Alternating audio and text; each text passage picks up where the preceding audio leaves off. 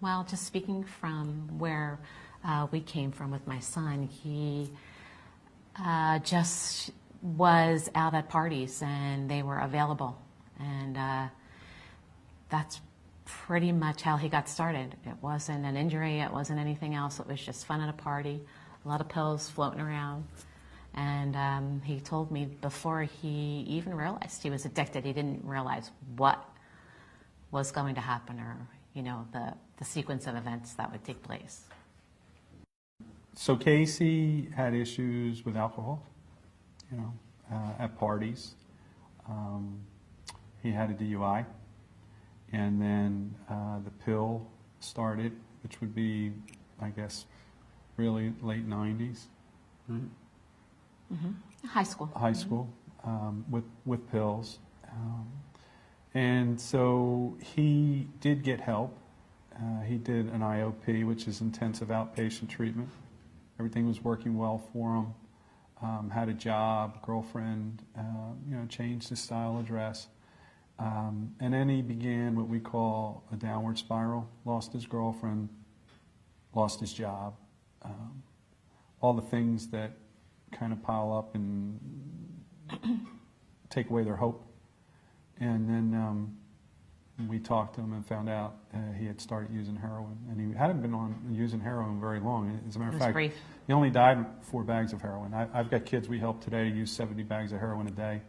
And he died on 4 bags. And probably his reason, like so many of our kids, he had gone away to treatment. And he left treatment. And we were going to Walt Disney World. We told him he couldn't stay home. So he came with us. So for 2 weeks we had him back. He was taking his younger cousins around, his brothers and sisters, going to the movies, doing all kinds of things. So we had him back. And driving home, driving straight through that night, Sunday night, he was asking me, what time are we going to get home? And I was like, does it really matter? When we get home, we get home. We pulled up about 11:20 at night. And he said he was going to meet his girlfriend because he had been gone for 2 weeks. And he actually went and bought heroin with his cousin and came home. And the coroner figures he did 2 bags of heroin. Then he came down, kissed his mom goodnight, played with the dog, and then went back to his room and did the other 2 bags. And then the next morning, I was working out of the house, and Maryann was home. It was summer, and she went to check on him, and that's when our life changed. She found him, dead on his bedroom floor. Of course, you're not thinking that. We didn't know what happened. So I tried to administer CPR, but then I quickly realized he was gone. And at that point, I didn't even know what he died from. It still wasn't registered.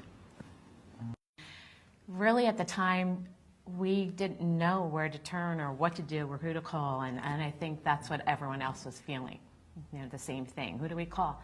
The stigma is huge, so you don't want to let certain people know, so you just kind of try to maneuver through. Casey died on June 30th, 2008, and as Maryann said, friends of ours, friends of his, parents of friends of his started calling us, said, our son, our daughter has a problem, can you help us? And like most parents we meet today, we were pretty clueless.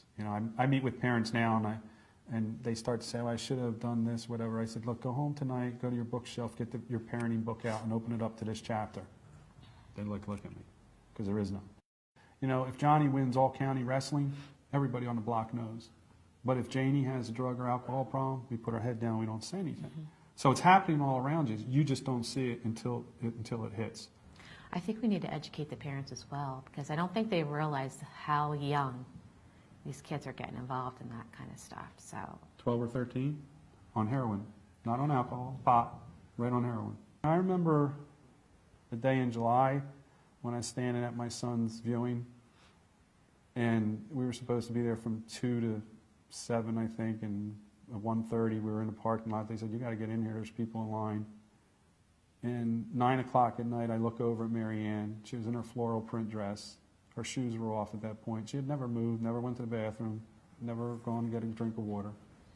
And I kind of looked over at my son. I guess in a naive kind of way, I thought, got to do something so that other parents aren't going to be standing where we are. And I say naive because, you know, when I give my talks, one of the things that goes in my pocket are these.